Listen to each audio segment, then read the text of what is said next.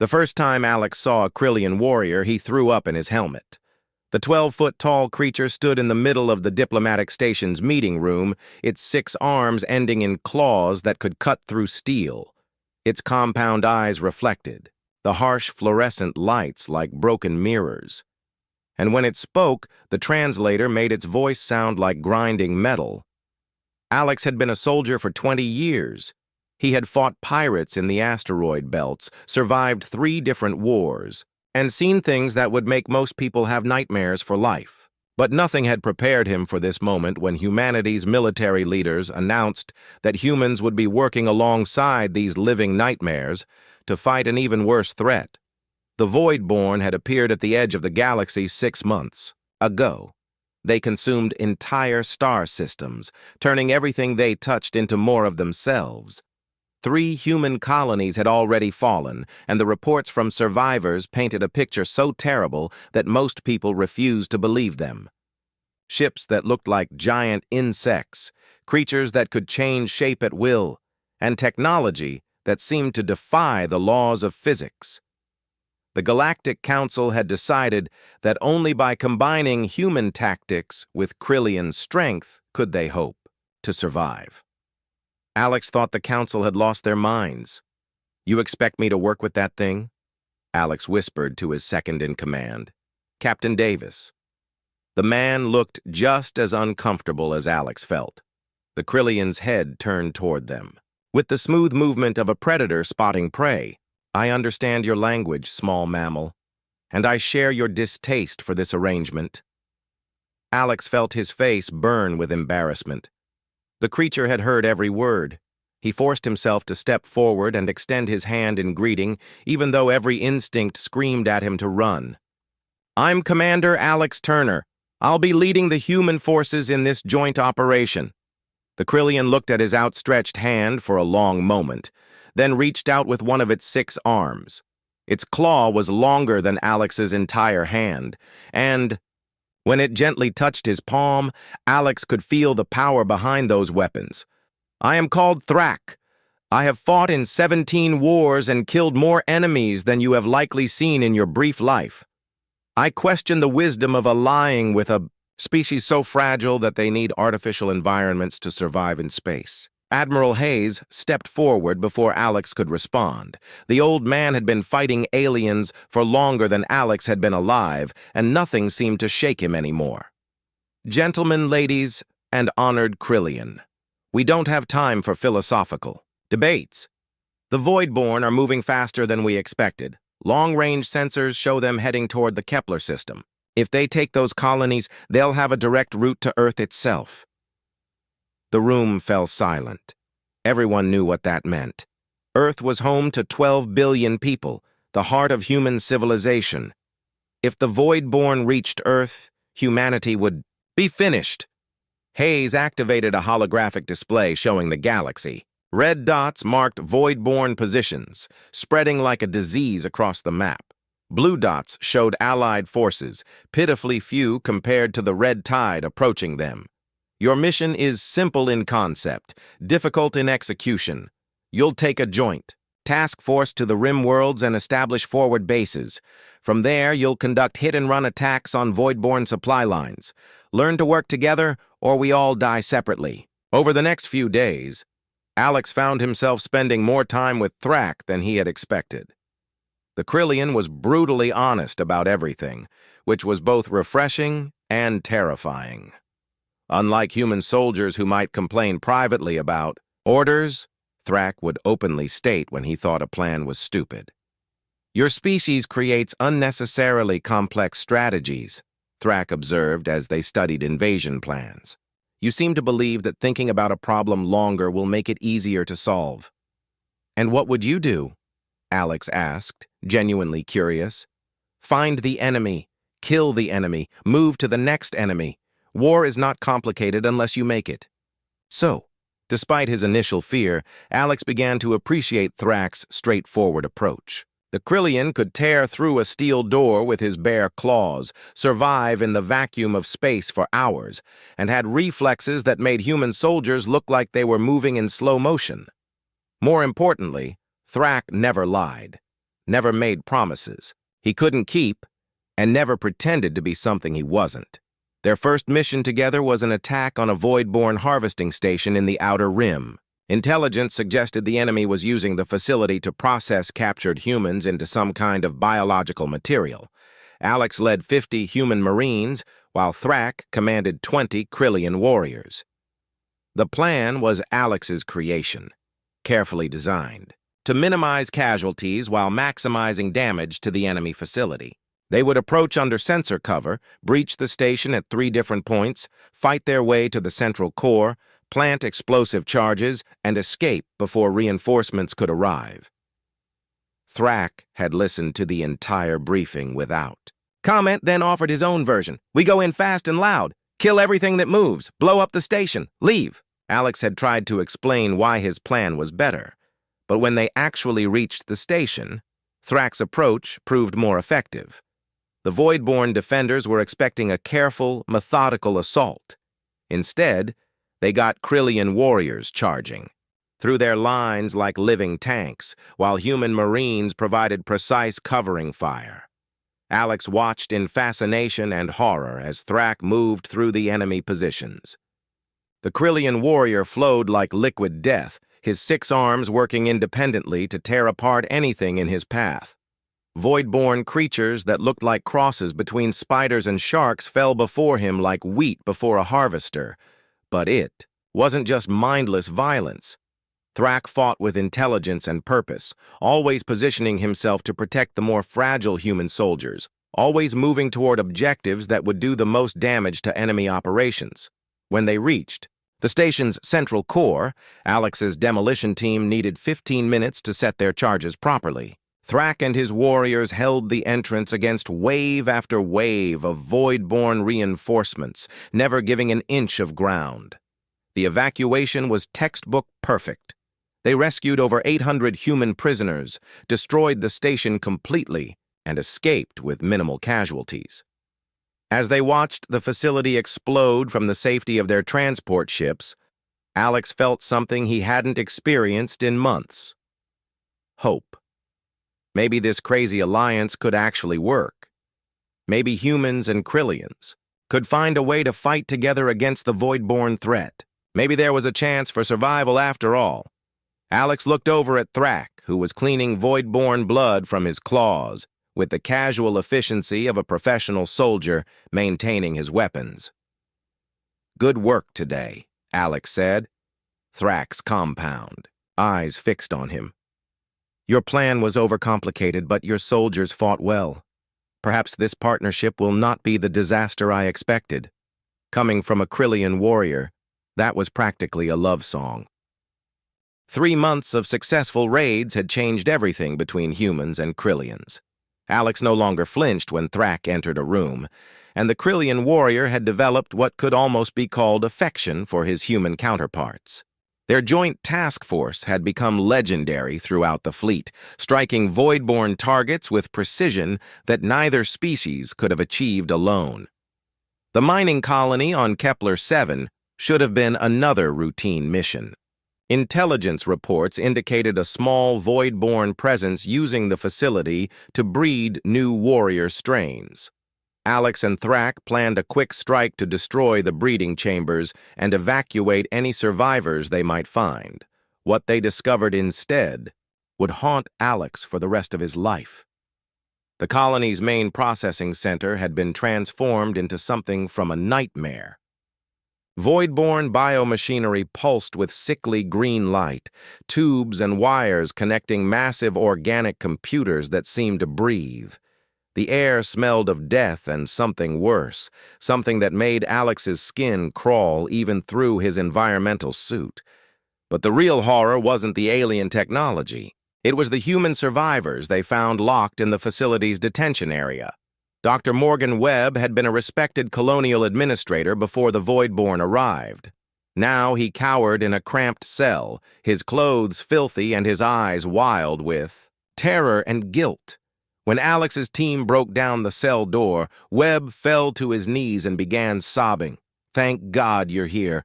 I thought no one was coming." Alex helped the man to his feet. noting the way Webb's hands shook and how he kept glancing around as if expecting enemies to appear from the shadows. Classic signs of trauma. Nothing unusual for a void-born survivor.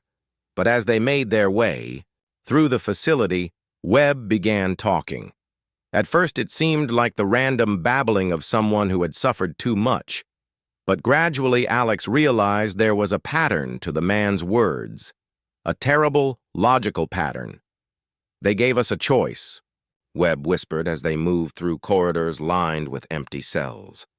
"Join them willingly and they'd make the end quick. Fight back and they'd take their time converting us. But some of us saw an opportunity." The story came out in fragments as they searched for other survivors.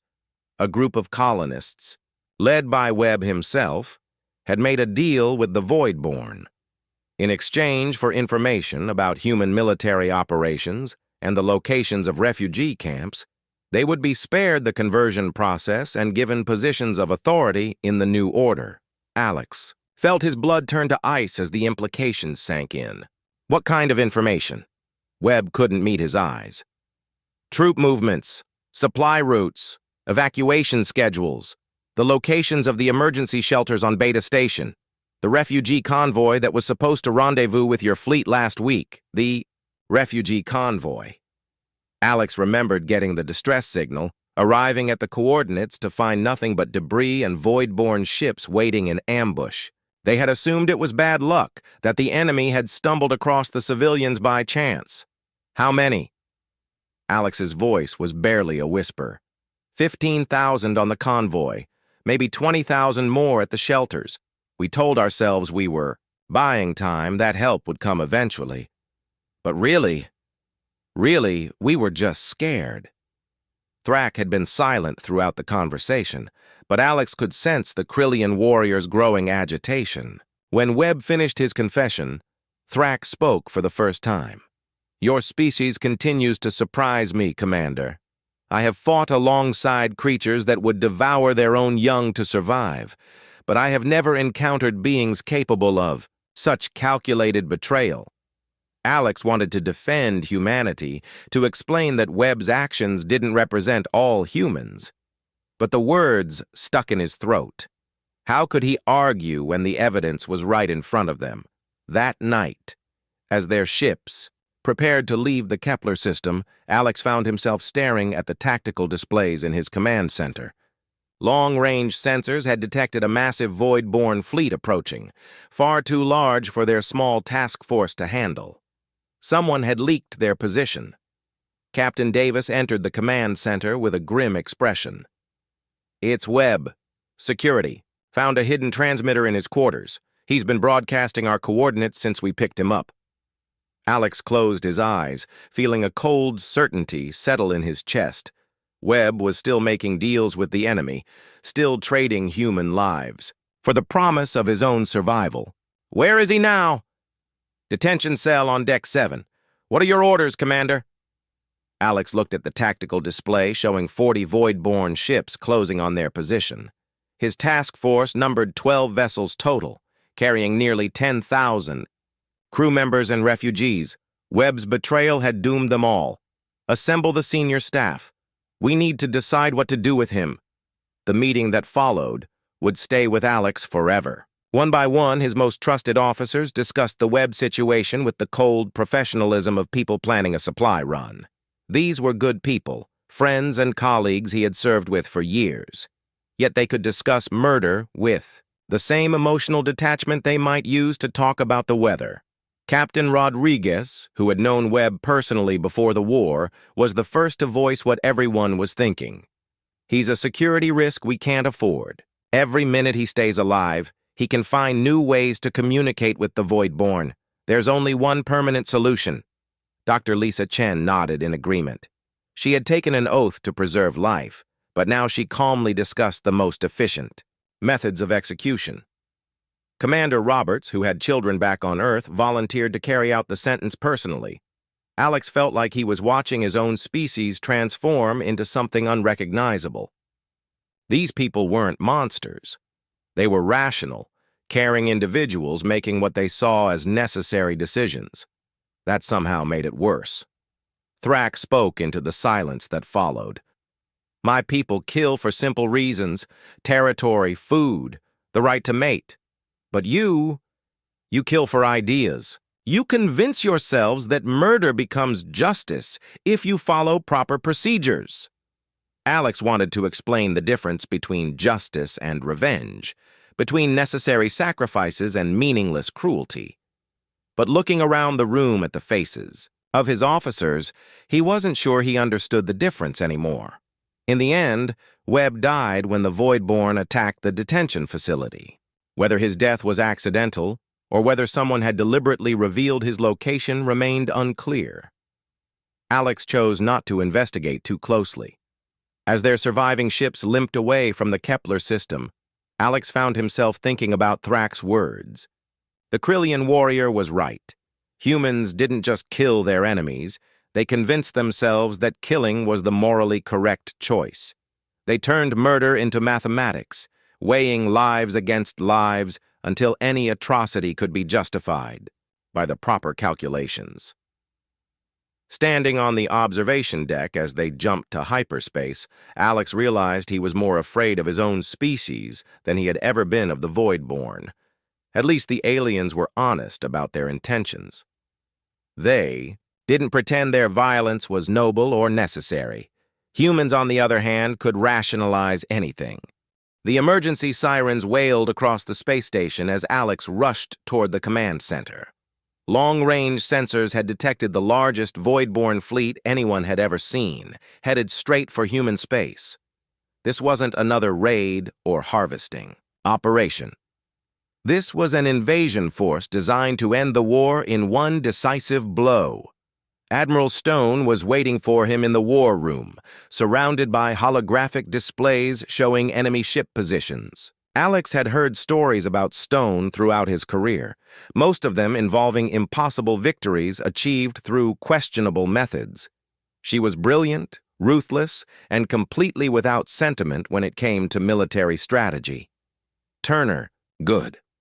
I need your joint task force for a special operation. Stone's voice carried the authority of someone accustomed to instant obedience.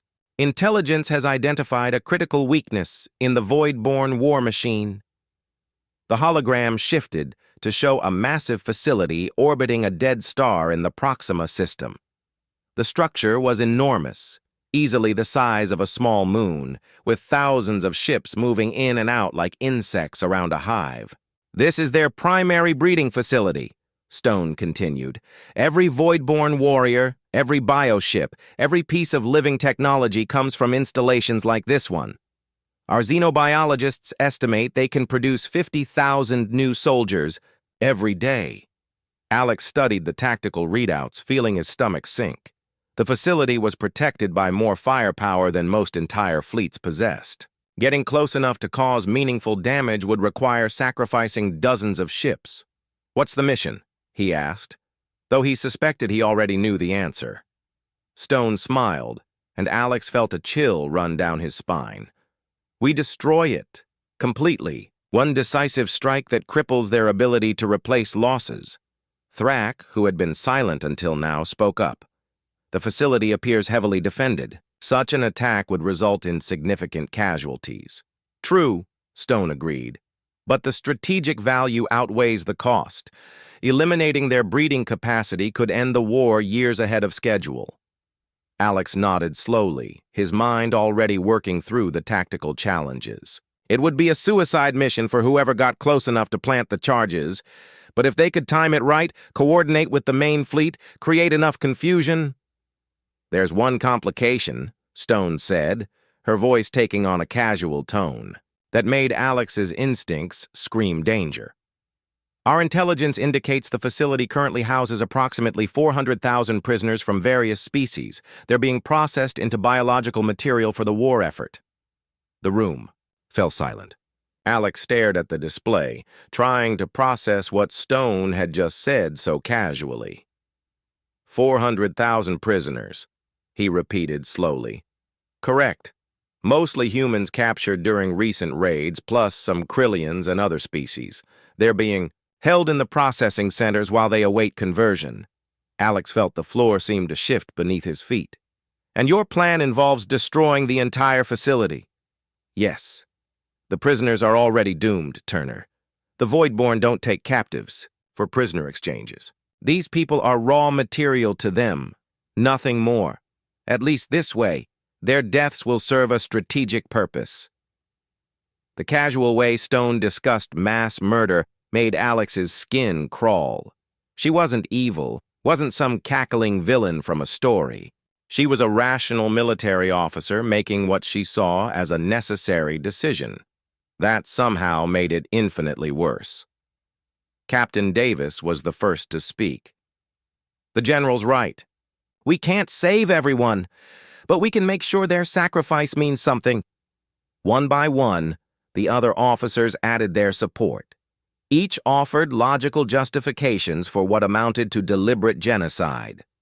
Dr. Chen provided statistical analysis, showing how many lives would be saved in the long term.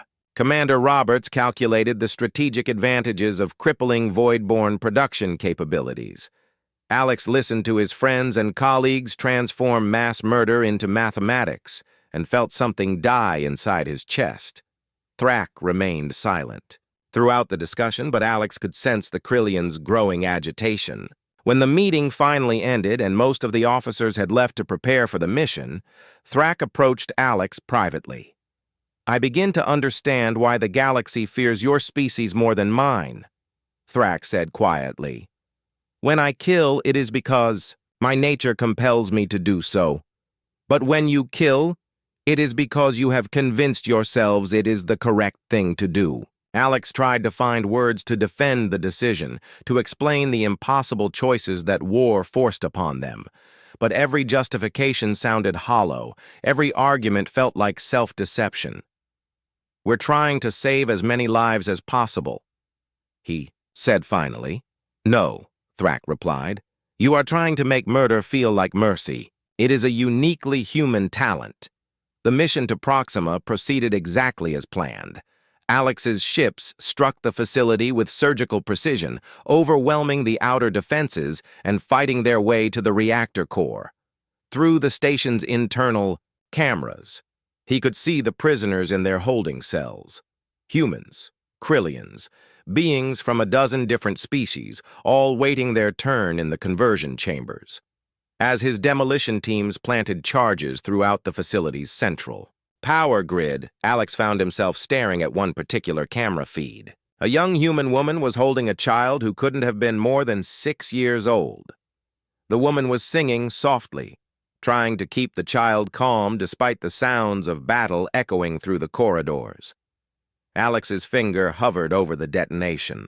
Switch. One press and 400,000 beings would die instantly. The Voidborn breeding program would be crippled, possibly ending the war years earlier and saving millions of lives. But those millions would be saved through the deliberate murder of innocents, by becoming the very thing humanity claimed to be. Fighting against. Charges set, Commander, reported Sergeant Williams.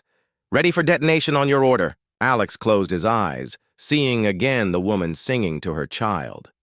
He thought about his own sister back on Earth, about the millions of people depending on him to make the hard choices they couldn't live with. Commander, Williams prompted. Alex pressed the switch. The explosion was visible from 3 star systems away. The Voidborn facility simply ceased to exist, along with everything and everyone inside it. The enemy fleet that had been approaching human space turned back within hours, apparently unable to continue their offensive without reinforcements. As Alex watched the expanding cloud of debris that had once been 400,000 living beings, he felt Thrak's clawed hand rest gently on his shoulder. You have won a great victory, the Krillian said softly. Your species should be proud. There was no judgment in Thrak's voice, no condemnation or anger, just a quiet sadness that somehow cut deeper than any accusation could have. Alex wanted to scream, to rage against the universe that had forced him to make such a choice. Instead, he stood silently and watched the stars, wondering what humanity had become in winning their war. The answer, he feared, was something far worse than the enemies they had defeated. The war room buzzed with quiet conversations as fleet commanders studied the latest intelligence reports. 6 months had passed since the destruction of the Proxima facility, and the Voidborn had been retreating steadily across the galaxy. Victory seemed within reach for the first time since the alien invasion began. Alex sat at the conference table, watching his fellow officers discuss troop movements and supply lines with the casual efficiency of people who had grown comfortable with war. Beside him, Thrak listened silently, the Krillion's compound eyes reflecting the holographic displays that showed humanity's expanding control over former Voidborn territory. General Stone entered the room with her usual air of absolute authority, followed by a group of civilians in expensive suits. Alex recognized the type immediately. Government officials who had never seen combat, but made decisions about how wars should be fought. "Gentlemen, ladies, and honored Krillian allies," Stone began, "I'm pleased to announce that our final offensive against the Voidborn will begin in 72 hours. Intelligence indicates their remaining forces are concentrated around their original point of entry into our galaxy." The holographic display shifted to show the galactic rim, where a cluster of red dots marked the last major Voidborn stronghold. It was a massive fleet, easily numbering in the thousands of ships, but they appeared to be in defensive positions rather than preparing for another attack. "Our objective is simple," Stone continued. "Total elimination of the Voidborn threat. No survivors, no prisoners, no possibility of them regrouping for another invasion."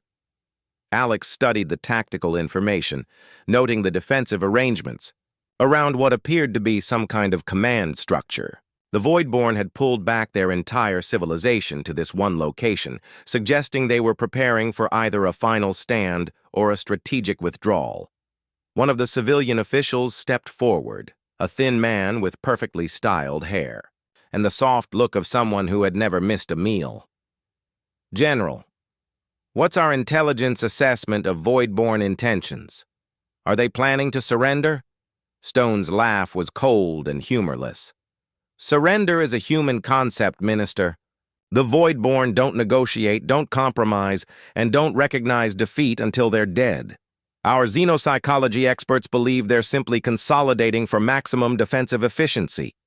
Alex raised his hand. "What about civilian populations? If they're pulling back their entire civilization, there might be non-combatants in that fleet." The room fell silent. Several officers exchanged glances, and Alex realized he had asked the wrong question, or rather a question that nobody wanted to discuss. Stone's expression remained neutral. "The Voidborn don't distinguish between military and civilian functions the way human societies do. Every ship, every individual, every piece of their technology exists to support their expansion and consumption of other species. There are no true non-combatants in their culture." "But there might be prisoners," Alex pressed, "captured beings from other species who haven't been processed yet." "The civilian?" Minister cleared his throat. "Commander Turner, I appreciate your concern for innocent life, but we have to consider the broader strategic picture. The Voidborn have proven incapable of coexistence with other species. Any survivors left behind represent the potential for future invasion." Dr. Chen nodded in agreement. "From a biological standpoint, even a small remnant population could rebuild their numbers within a few decades. The only way to guarantee long-term security is complete eradication." Alex felt a familiar chill as he listened to people he respected discuss genocide with the same clinical detachment they might use to plan a supply mission. These weren't monsters or fanatics. They were rational, intelligent individuals making what they saw as necessary decisions for the survival of their species. Thrak spoke for the first time since the meeting began. "And what of species like mine, who fought alongside the Voidborn before we understood their true nature? Should we also be eliminated as a potential threat?" The question hung in the air like a toxic cloud. Alex saw several officers shift uncomfortably, while others looked thoughtful in a way that made his stomach turn. Stone answered carefully. The Krillian people have proven their commitment to the Alliance. There's no question of your loyalty.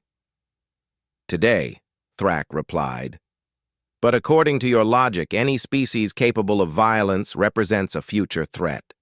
How long before human security requires the elimination of all potential rivals?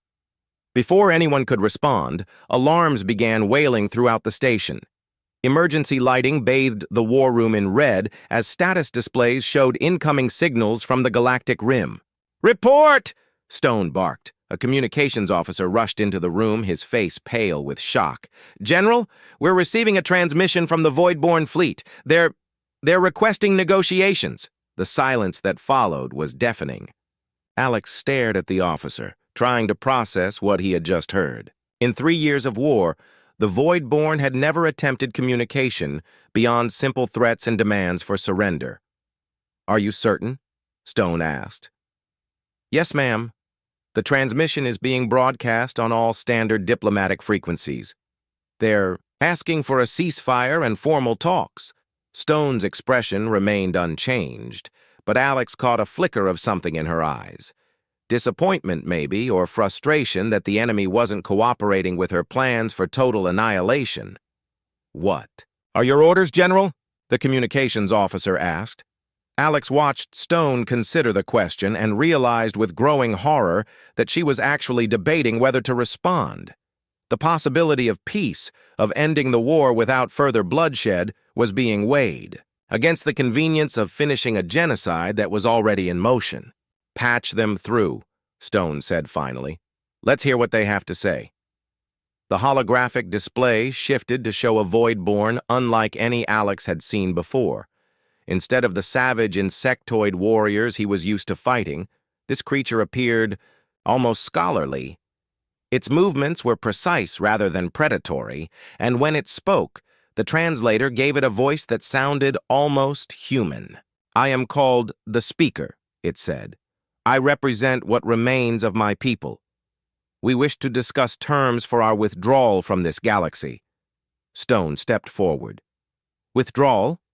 Your species has consumed 3 star systems and killed millions of odd sentient beings. Why should we accept anything less than your complete surrender?" "Because," the speaker replied, "continued warfare serves neither of our interests. My people are dying. Yours are dying. The resources being expended on this conflict could be better used for reconstruction and growth."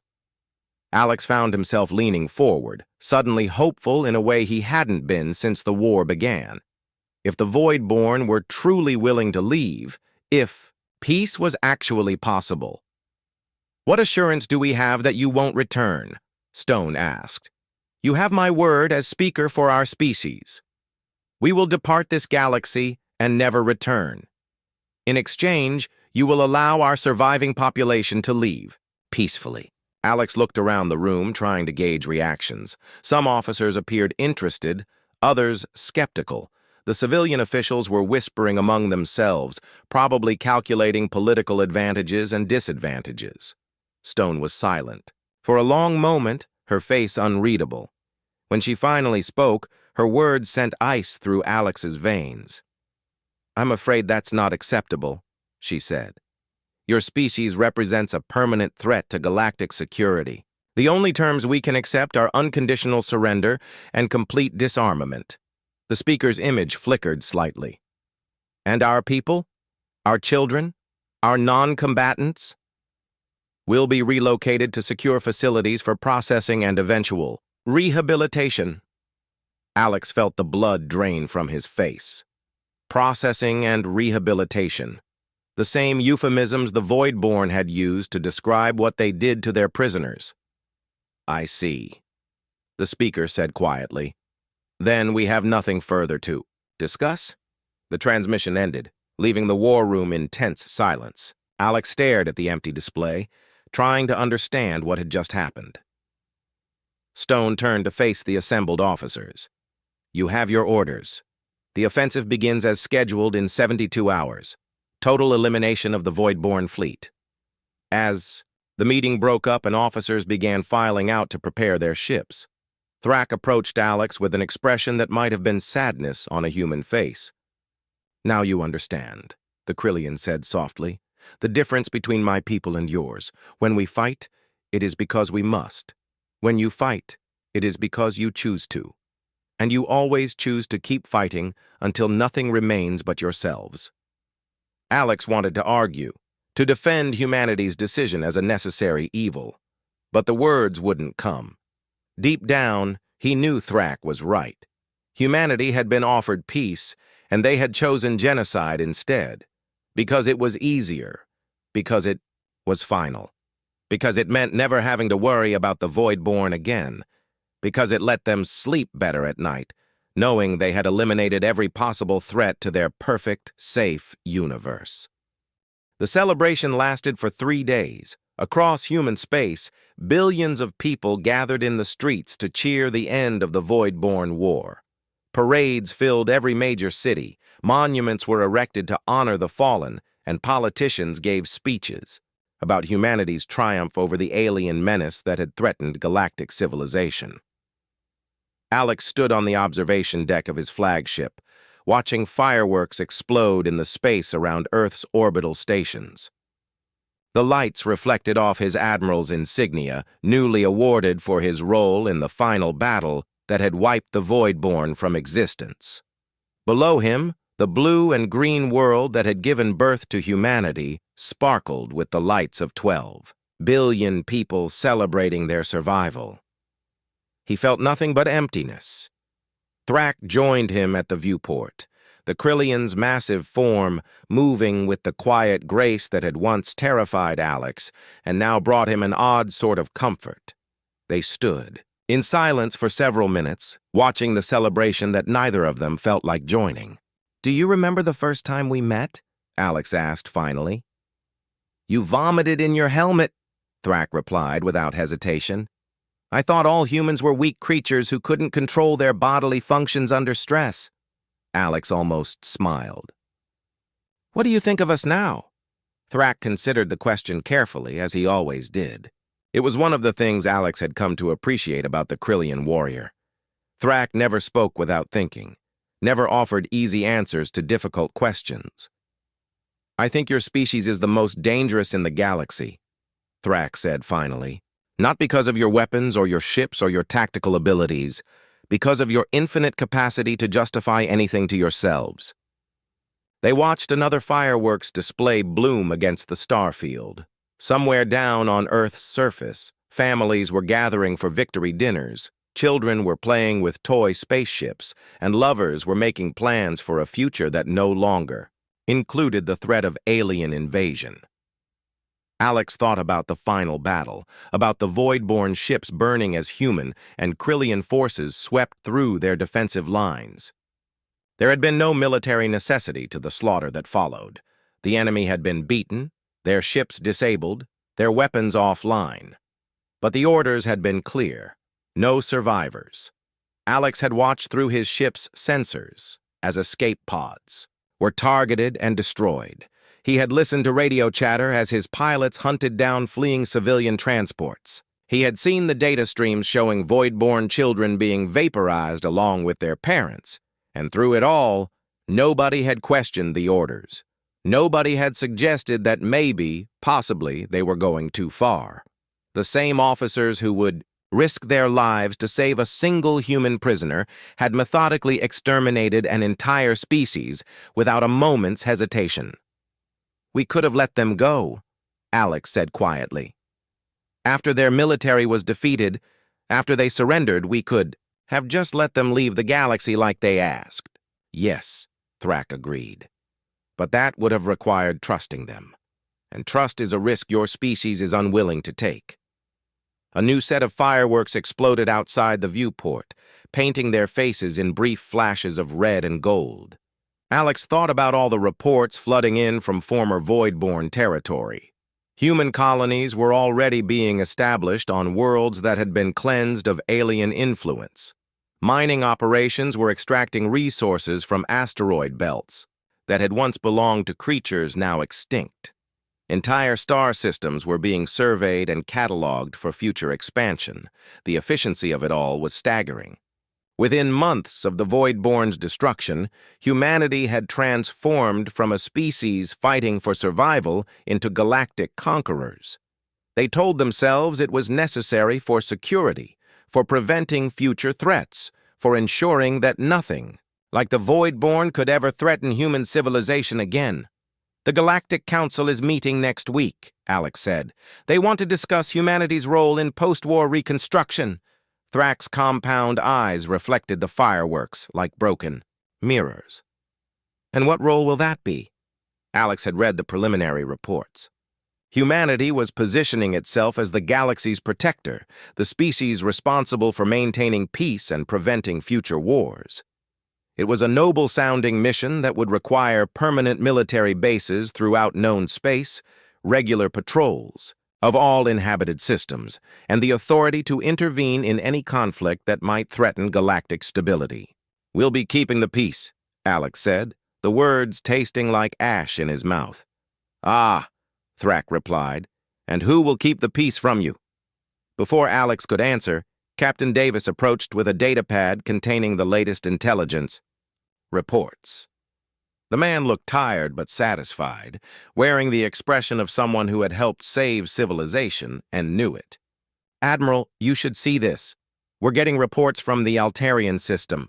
Apparently there's been some kind of civil conflict between the northern and southern continents.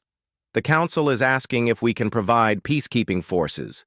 Alex took the datapad and scanned the reports. The Altarians were a peaceful species, herbivores who had never developed weapons more advanced than farming tools. Their civil conflict appeared to consist of strongly worded protests and the occasional thrown vegetable. "What's the real issue?" Alex asked. Davis shifted uncomfortably. "The northern continent has large deposits of rare minerals that would be useful for our expansion into the outer rim. The southern government has been refusing mining rights to human corporations." There it was, the first step down a path that Alex could see stretching endlessly into the future. A minor dispute between aliens would be resolved by human intervention, probably in favor of whichever side offered the best mining contracts. Within a generation, the Altarians would be dependent on human protection, human technology, human approval for every major decision. "And the Council supports this intervention?" Alex asked. "Unanimously. They see it as a test case for the new galactic security framework." Alex handed the datapad back to Davis. "Prepare a response team. Make sure they understand this is a peacekeeping mission, not a conquest." Davis nodded and left to carry out his orders. Alex knew the distinction was meaningless. Peacekeeping, liberation, intervention, protection, they were all just different words for the same thing. Humanity expanding its influence, one system at a time, always with the best of intentions. Thrak had listened to the entire exchange without comment. Now he spoke with the quiet certainty of someone stating an obvious fact. Within 50 years, there will be no truly independent species left in the galaxy. You will protect them all, guide them all, make decisions for them all. And you will sleep peacefully knowing you are doing it for their own good. Alex wanted to argue, to insist that humanity had learned from its mistakes, that they would be different from the countless empires throughout history that had justified conquest with noble rhetoric. But the words wouldn't come. Instead, he thought about Webb, the colonial administrator who had betrayed his own people to save himself. About the officers who had calmly discussed murdering prisoners. About the final battle where an entire species had been exterminated to prevent the possibility of future conflict. Most of all, he thought about how easily it had all been justified. How quickly murder became necessary evil, how efficiently genocide transformed into galactic security, how human beings could commit any atrocity and convince themselves they were heroes for doing it. "I used to think the most dangerous thing in the universe was a predator that enjoyed killing," Alex said quietly. "Now I know better. The most dangerous thing is a predator that believes killing is the right thing to do." Thrak nodded slowly. And that is why your species terrifies me more than any mere beast ever could. Beasts kill because they must. Humans kill because they choose to. And they always convince themselves they chose correctly. Another wave of fireworks painted the viewport in brilliant colors, reflecting off the hull of Alex's flagship like blood and fire. Somewhere in the celebration below, children were being told stories about brave human heroes who had saved the galaxy from alien monsters. They would grow up believing those stories, just as Alex once had, and someday, when those children were adults facing their own impossible choices, they would make the same decisions their parents had made. They would choose safety over mercy, certainty over risk, the destruction of others over the possibility of their own destruction. Because that was what humans did. That was what they had always done. And Alex knew, with cold certainty, that it was what they would always do. The fireworks faded, leaving only the cold light of distant stars. Alex continued to watch them, wondering which ones would be next to fall under humanity's protective embrace. All of them eventually. Every last one.